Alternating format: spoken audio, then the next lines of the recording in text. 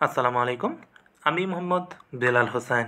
আজকে আমরা Roni Parvez triple E job solution বইয়ের 3 ফেজ এসি সার্কিটের 177 নম্বর ম্যাথ নিয়ে আলোচনা করব। 177 নাম্বার আর 178 নম্বর ম্যাথ একই রকম ম্যাথ, একটা করলে আরেকটা আমরা ইজিলি সলভ করতে পারবো। তো এই ম্যাথটা দেখতে একটু বড় হলেও ম্যাথটা আমাদের জন্য খুবই ইম্পর্টেন্ট, বিশেষ করে ডিপ্লোমাদের জন্য। শুধুমাত্র এইরকমভাবে চাইতে পারে যে টোটাল ইম্পিডেন্স বাহির করো, এরকম একটা তারা সার্কিট দিল, সার্কিট দিয়ে দেওয়ার পর বললো টোটাল ইম্পিডেন্স বাহির করো। তো কাজে আমরা ম্যাথটা খুব ভালোভাবে বোঝার চেষ্টা করি। দেখুন, এই ম্যাথটার ক্ষেত্রে অনেক সময় আপনাদের এই রকম চিত্র না দিয়ে শুধুমাত্র এইরকম প্রশ্নেই বলে দিবে, তখন আমাদের এই চিত্রটা মাথার মধ্যে নিয়ে আসতে হবে। সেটা কিভাবে নিয়ে আসতে হবে এই টেকনিকটুকু আমাদের জানতে হবে। তো দেখি, যেহেতু চিত্র দেওয়া আছে তো আমরা চিত্রটা বোঝার চেষ্টা করি। এই যে চিত্র, এই চিত্রর মধ্যে এই ডেল্টা এটা একটা লোড, আর এটা একটা লোড, অর্থাৎ একটা স্টার আর একটা ডেল্টা, দুইটাই কিভাবে কানেক্ট আছে?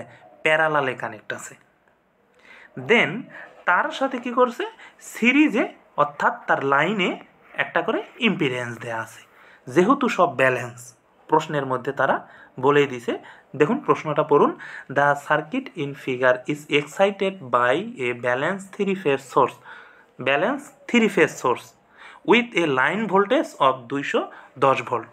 দেখুন, যেহেতু তারা একটার করে ডাটা দিছে, তার মানে এটা 100% লোডগুলা সব ব্যালেন্স লোড, কিন্তু দুইটা লোড আছে, একটা স্টারে আছে, একটা ডেল্টায় আছে। আর এইটা হচ্ছে যে তারের মধ্যে দিয়ে নিয়ে গেছি সেই তারের অর্থাৎ ওই লাইনের ইম্পিডেন্স। কারণ হচ্ছে কি, আমরা তো সোর্স এইখানে কানেক্ট করব, তো সোর্স করার পর সোর্সের লাইনটা তো তারের মাধ্যমে আমি এই লোডগুলোর মধ্যে কানেক্ট করব। তো লোডগুলোর মধ্যে যখন নিয়ে আসতেছি, তো এই লাইনের ইম্পিডেন্স হচ্ছে এই ইম্পিডেন্সটা। তো তার মানে এখানে আমরা দেখতেছি যে দুইটা লোড আছে, একটা স্টারে আর একটা ডেল্টায়, এবং সবগুলাই ব্যালেন্স। তো আমাদের নির্ণয় করতে হবে কি, ম্যাগনিটিউড অফ লাইন কারেন্ট, অর্থাৎ লাইন কারেন্ট কি সেটার ম্যাগনিটিউডটা নির্ণয় করতে হবে। এখানে ম্যাগনিটিউড হচ্ছে যে তার ভ্যালুটা কি আসবে লাইন কারেন্টের অ্যাঙ্গেল ছাড়া, সেটা নির্ণয় করতে হবে। আর কি নির্ণয় করতে হবে? শুধুমাত্র আমাদের এই লাইন কারেন্টেই নির্ণয় করতে হবে পুরো সার্কিটটার মধ্যে। দেখুন, অফ দ্য কম্বাইন্ড লোড। তো এখন সর্বপ্রথম আমরা আগে সার্কিট অ্যানালাইসিস করি, দেন আমরা সলিউশন করি। তো দেখুন, এই সার্কিটটা এটা কি ডেল্টা অংশ। তো এই ডেল্টা অংশ আর এইটা হচ্ছে স্টার অংশ। আমি আপাতত এই অংশগুলোকে আমরা বাদ ধরতেছি, ডেল্টা আর স্টার নিয়ে করি। তো যেহেতু এটা ব্যালেন্স, তো আমি এই যে ডেল্টাটাকে স্টারে কনভার্ট করি, যেমন এইরকম। দেখুন যে আমি ওই ডেল্টাটাকে এইভাবে স্টার করলাম, এটা একটা করলাম, এটা একটা করলাম, এটা একটা করলাম, স্টার করলাম। তো স্টার কিভাবে করতে হবে এই টেকনিকটুকু তো আমার জানতে হবে। সেটা হচ্ছে যে দেখুন এইখানে যেহেতু এইটাকে আমরা ডেল্টা স্টার করব, তো যেহেতু তাকে স্টার করব, তো কি এই দিকে একটা আছে, অর্থাৎ মাঝখানে একটা পয়েন্ট দিলাম, এদিকে একটা, আবার এই দুইটা মিলে একটা, এই দিকে এই দুইটা মিলে এখানে একটা রেজিস্টার, এখানে একটা রেজিস্টার, এখানে একটা রেজিস্টার, মাঝখানে পয়েন্টটা থাকতেছে। তাই এই জায়গায় দেখুন যে এইটা আমরা তাকে স্টারে কনভার্ট করছি। এখন এই স্টারের সাথে কি করা আছে, আবার এইদিকে আরেকটা আগের স্টারটা লাগানো আছে। দেখুন আগের স্টারটা লাগানো আছে, কিন্তু এইখানে অনেকে আমরা হয়তো ভাবতেছি যে এটা কই স্টারে আছে। দেখুন আমরা কি জানি, স্টারের বৈশিষ্ট্য অনুযায়ী যে লোডের সবগুলা লোডের একটা প্রান্ত একটা পয়েন্টে এসে লাগবে, ওর প্রান্তগুলা, আর অপর প্রান্তগুলা তারা সোর্সে কানেক্ট হবে। তো সেই হিসেবে কি দেখুন, ওই চিত্রটা আর এই চিত্রটা সেম জিনিস, ওর সাথে এটা কি হয়েছে, প্যারালালে কানেক্ট আছে। দেখুন দুইটা প্যারালালে কানেক্ট আছে। এখন এইটার সাথে আমরা এখানে ভোল্টেজ সোর্স কানেক্ট করব। তাহলে ভোল্টেজ সোর্স কানেক্ট করলে কীরকম হবে চিত্রটা, এইরকম হবে। দেখুন এইরকম হবে, অর্থাৎ মেইনলি আমাদের যে সার্কিটটা সেটা হচ্ছে এই সার্কিটটা।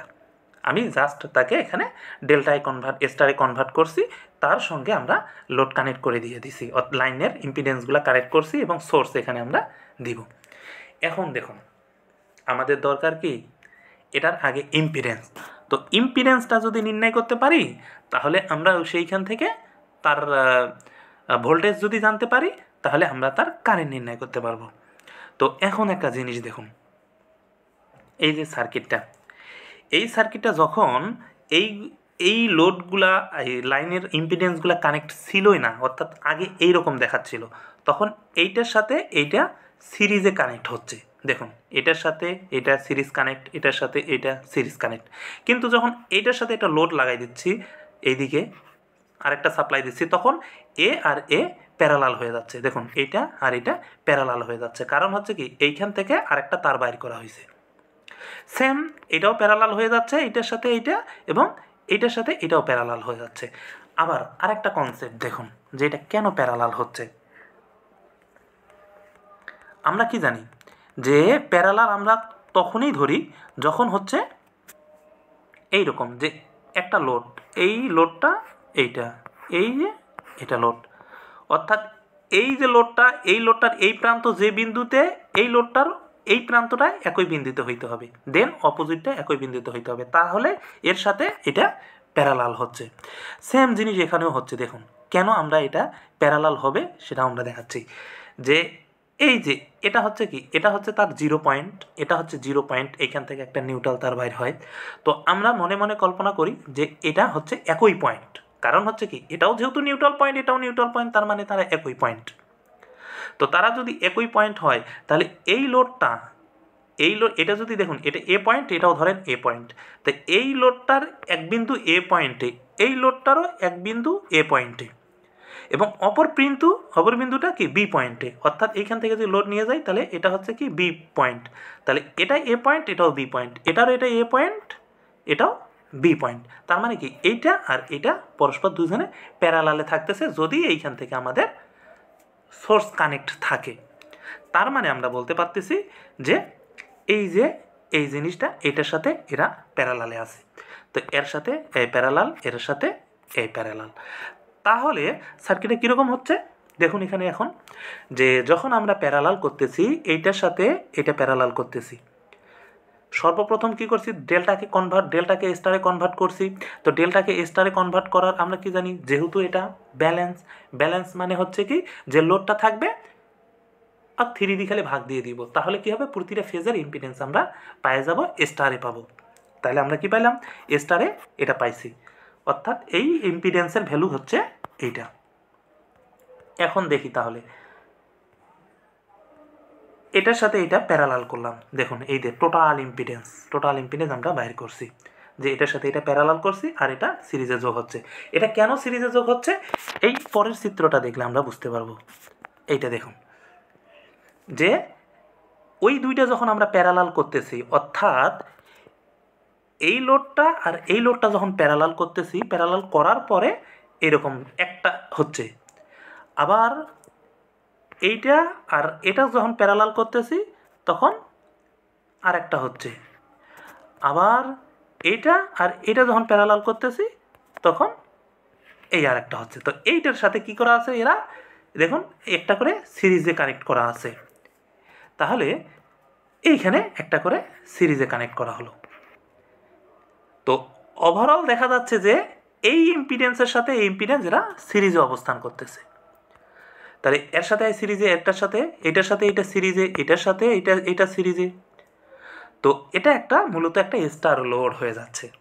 তো আমাদের লাইন ভোল্টেজ তো দেয়া ছিল, লাইন ভোল্টেজ কত দেয়া ছিল 210 ভোল্ট, এটা ছিল কি লাইন ভোল্টেজ। তো এটা যেহেতু একটা স্টার লোড হয়ে গেল, কম্বিনেশনাল লোড, তো সেইখান থেকে আমরা এটার সাথে এটা যোগ দিয়ে দিলাম। যোগ দিলে আমাদের কি হচ্ছে দেখুন, এই যে যোগ দিছি, যোগ দেওয়ার ফলে আমাদের এই টোটাল ইম্পিডেন্সটা চলে আসছে, এটা হচ্ছে আমাদের টোটাল ইম্পিডেন্স। তো ইম্পিডেন্স যেটা আমরা পাচ্ছি, সবসময় তো ইম্পিডেন্স পার ফেজ হয়, তাহলে পার ফেজ যদি ইম্পিডেন্স হয় তাহলে অবশ্যই আমার স্টারের ক্ষেত্রে যেহেতু ফেজ কারেন্ট এবং লাইন কারেন্ট সমান, তাহলে ইম্পিডেন্স আমার ফেজ, তাহলে ভোল্টেজও আমাকে ফেজে আনতে হবে। কারণ হচ্ছে কি আমি তো আগে আমার কারেন্ট নির্ণয় করতে হবে, ইম্পিডেন্স যেহেতু ফেজ, ভোল্টেজও ফেজে লাগবে। তাহলে এই জন্য আমি সবার আগে কি করলাম, ভোল্টেজটাকে আগে ফেজে নিয়ে আসলাম। এই যে দেখুন √3 দিয়ে ভাগ দিয়ে ভোল্টেজকে ফেজে নিয়ে আসলাম। এরপরে আমরা ফেজ কারেন্ট বাইর করলাম। তাহলে ফেজ কারেন্ট বাইর হলো কি, ফেজ ভোল্টেজ আর ইম্পিডেন্স। তাহলে কি হলো, আমরা কারেন্ট পাইলাম। এটা হচ্ছে কারেন্টার অ্যামপ্লিটিউড ভ্যালু, এটা কোনো অ্যাঙ্গেল নাই।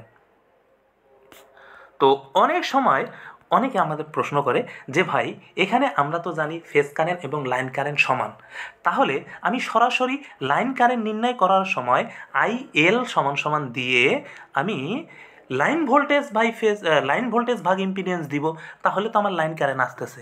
জি না, এটা কিভাবে আসবে?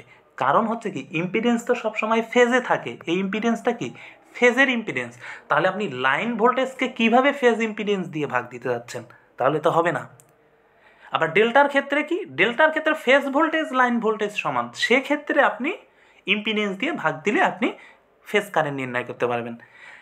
এইটা থেকে এটাই বোঝানো যাচ্ছে যে অবশ্যই যদি আমি ফেজ কারেন্ট নির্ণয় করতে চাই, তাহলে অবশ্যই ফেজ ভোল্টেজ এবং ইম্পিডেন্স হইতে হবে। ইম্পিডেন্স সবসময় ফেজে থাকে। তাহলে আমাদের ওভারঅল ম্যাথটার সলিউশন হলো। তাহলে ম্যাথটা আমাদের সবার আগে বুঝতে হবে যে তারা আসলে প্রশ্নের মধ্যে বলতেছে নাকি।